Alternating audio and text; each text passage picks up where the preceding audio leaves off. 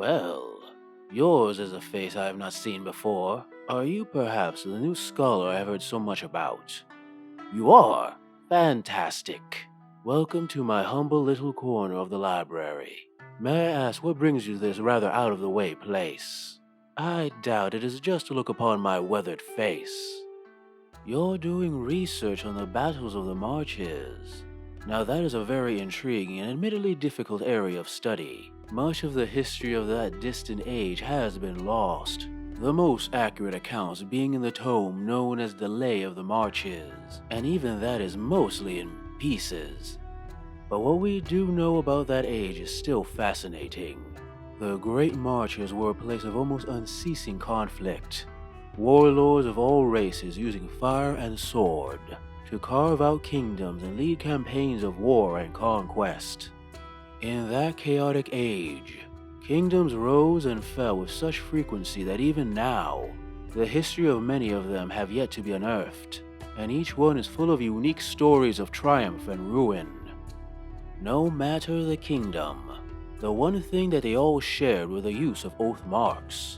If you weren't aware, Oathmarks were a physical representation of an individual's, town's, or even a kingdom's loyalty to a leader or a faction, and this Oathmark could take many forms.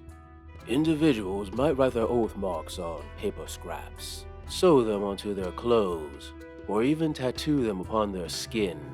Armies may carry them on banners or tablets, and display them proudly as they march to war. And kingdoms might have permanent Oathmarks, placed at strategic defensive points such as hills, river crossings, or valley roads, usually in the form of statues, small shrines, magical fountains, or whatever form suited the culture of that particular kingdom. These Oathmarks not only gave notice to travelers that they were entering the kingdom's territory, but also acted as a rallying point during an invasion, because any attacking army would be smart to make the destruction of an Oathmark a priority. This was because an Oathmark was more than a mere cultural symbol. There was old magic tied to Oathmarks, not the flashy magic of mages and sorcerers, but something much more subtle yet also much more powerful. The presence of an Oathmark was shown to strengthen the determination of those under it, and its destruction could damage the resolve of a kingdom or the morale of an army. Additionally, remember that Oathmarks were oaths of loyalty, and those who inscribed their Oathmark to prove their loyalty, and later broke that oath, have been shown to become cursed, usually with ill luck or sickness. But in some cases, this curse followed them unto death, forcing their soul to stay within their bodies instead of passing on, making many of them arise as accursed undead. And if that undead was a ruler in life, they may have had the power to use the individual Oathmarks of those that had served them to force those long-dead soldiers to serve them in undeath. Like I said, old and powerful magic. In these times, many races fought for control of the marches, and many are the tales of individual heroes whose chronicles we can now study.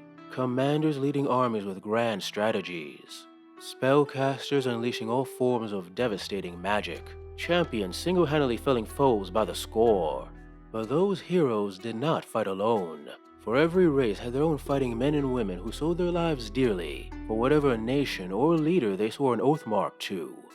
Many of these races share similar types of fighters: soldiers, warriors, spearmen, archers, linebreakers, captains, and generals. That said though, although they had similar roles, that by no means meant they had similar skill. I mean, if you tried to convince me that a goblin archer was equal in skill to that of an elvish one, I would have to assume you were a fool. Still, despite these differences, each had an equal chance to rule, for although each had weaknesses, they also had various strengths to make up for it. Amongst the barrens and plains of the marches, you will often find the various kingdoms of humanity. A varied and diverse people, most human kingdoms were ruled by noble families that operated under a strict system of primogeniture, a system where the oldest living son took the throne upon their father's death, although whether the prince would live long enough to earn that kingship depended on the tides of battle, and how likely a younger brother might send an assassin to shove a dagger in the older brother's back. Their fighters were a varied lot, with no real strength or weaknesses, the only exception of course being their famous heavy cavalry. Although expensive, the devastation they can cause on formations can't be denied, as their enemies quickly learn to fear the sound of their charging hooves. Some human kingdoms will often employ ogres into their armies. Although brutish, slow-witted, and quick to anger, they are also fiercely loyal and appreciate a good joke and a drink around the campfire, which may be why they tended to favor humans. Baganes, believed to be a more intelligent kin of ogres, resided near sea caves, and were also a common sight amongst human armies, their inherent magical abilities making them a valuable asset. And if a human kingdom could convince them to join, the giants of the Rocky Mountains were also a useful addition, if a bit brutal on the army's food supplies. Gruff, tough, and stubborn, the dwarves took everything seriously, especially war. It was an army where almost every position was earned through merit, except perhaps that of the king.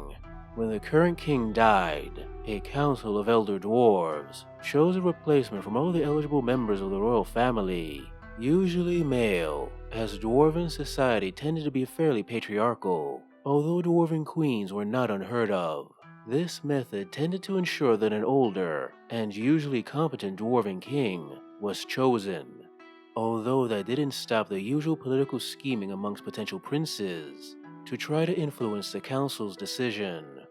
Although dwarves had no form of cavalry due to the mountainous nature of their kingdoms, they did have dwarven border guards that, guarded the mountain passes into their territory. They were elite units who were masters of scouting and recon, and were well practiced with bows, able to move quickly through rough terrain to be wherever they were needed as quickly as possible. Within the territory of the dwarven kingdoms, you could also find creatures that were often seen fighting alongside the dwarves. Indrix, a surprisingly intelligent species of woolly rhinoceros, lived on the snow-covered high mountains, and could be trained to become loyal companions that were ideal for charging an open flank. Within the tarns could be found the etchy, hideous, and gangly humanoid creatures, whose talons could rip through mail with ease, and whose ability to rapidly heal wounds made them hard to put down. Dwarven kings knew that these creatures could be bribed to serve in dwarven armies, at least for a short time, and if they were lucky, within the moors they might find a bar guest, semi-ethereal black dogs the size of war horses. Many dwarven kings employed magic to subdue these beings, and used the creature's ability to vanish and reappear at will to their advantage. On the forests and grasslands they called home, the ageless elves used their long lives to practice their arts to perfection, whether that be painting, poetry, or war. They all moved through the chaos of battle with a dancer's grace, no movement wasted, aiming to make each blow a killing strike. The rulers of any elven kingdom was a king or a queen. Since elves lived extremely long lives, it was unlikely that these rulers were part of a long dynasty. Many of them were adventurers who started their own kingdoms, or princes who did not wish to serve their royal parents, and struck out on their own. As is no surprise, elves knew well the forest they called home. Their rangers were the perfect light infantry for scouting, ambushes, and harassing the enemy. Alongside them, you would also find the Path Guard, a bit more combat focused than their ranger kin. They served as guardians of secret locations, and from their kennels, elven hunt masters could be found training packs of hounds to maul the enemies of the elven people. Within hill caves rested lind worms, rare winged serpents that, although not truly intelligent, were thoughtful creatures, and elves had been known to convince them to join their cause.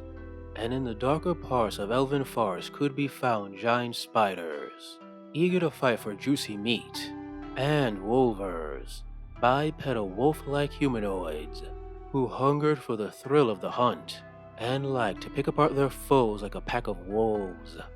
Although two separate races, orcs and goblins tended to work together in battle.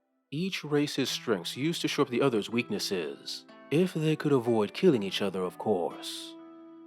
Goblins were some of the weakest, least reliable, and most ill-disciplined fighters you could ever find. Their rulers spending as much time making sure they were pointed in the right direction as they were leading, but what they lacked in focus, they more than made up for in quantity and cunning. There are many tales of overconfident commanders who were overrun by a tide of goblins exploiting a weak point. Goblins were born and raised in communal broods, and thus had no attachment to their mothers, fathers, or siblings, so any kings you would find amongst them would most likely have reached that position through political maneuvering, deceit, and assassination.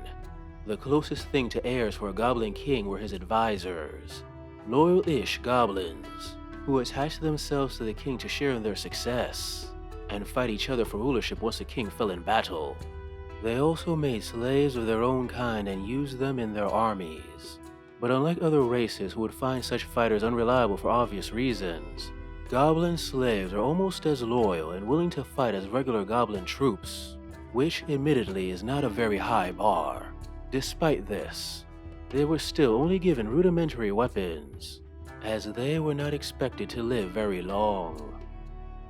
Wolves have long been allies of goblins, ever since they learned long ago that siding with goblins usually meant more meat for their bellies.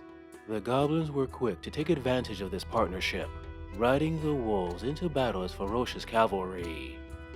Orcs valued strength above all things, brute force being the only way, in their mind, to achieve anything of note.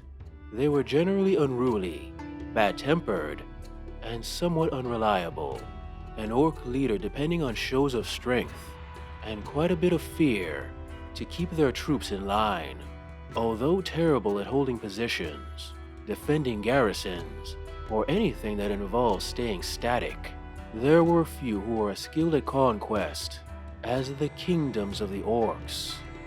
Orc kings were the most brutal of their kind, rising through the ranks through victories on the battlefield and the murder of their rivals. Their only real weakness was their lack of administrative skills, as they tended to focus on conquering the next territory over, say, maintaining the territory they had. Orc Princes were those who formed an Orc King's inner circle, and were fairly loyal as orcs go, not hesitating to strike down anyone that might oppose, or seek to supplant their warlord. That said, should the king be struck down in battle, or perhaps have won too many defeats, the Orc Princes would be the first fighting to claim the Orc King's title. Along many of the rivers of the marches could be found the lairs of trolls, large, ungainly, scaly, and vaguely humanoid creatures of rudimentary intelligence, who were often forced into orc and goblin armies. And near poisonous swamps could be found knuckers, giant limbless amphibious serpents that usually waited in stagnant waters for their prey before striking them down with their poisonous breath. These creatures weren't mere beasts but malicious beings who loved death and suffering, and joined the orc and goblin armies to sate the sick desire. Young scholar, what I have told you is just a small bit of the history of the marches, and every day new information is being unearthed. Already, new documents in the various kingdoms of the undead have been found, and has been fascinating reading. Who knows what new stories and armies will be discovered in years to come. Hey guys, I hope you enjoyed this video on the Wargame Oathmark. If you like the lore and want to know more about how to play the game, link to the rulebook is down below. If you like the video, please like, subscribe, comment, press the little bell so you know whenever I post, etc, so that the YouTube gods know I exist, and hopefully more people out there might be able to see content like this that they might like. Anyway, oh, right, and if you really like it, and only if you're inclined, please send a little money my way to my Patreon or my Coffee account. The extra money gives you the time I need to work on these stories that I love. Anyway, thanks for listening / watching, and see you next time.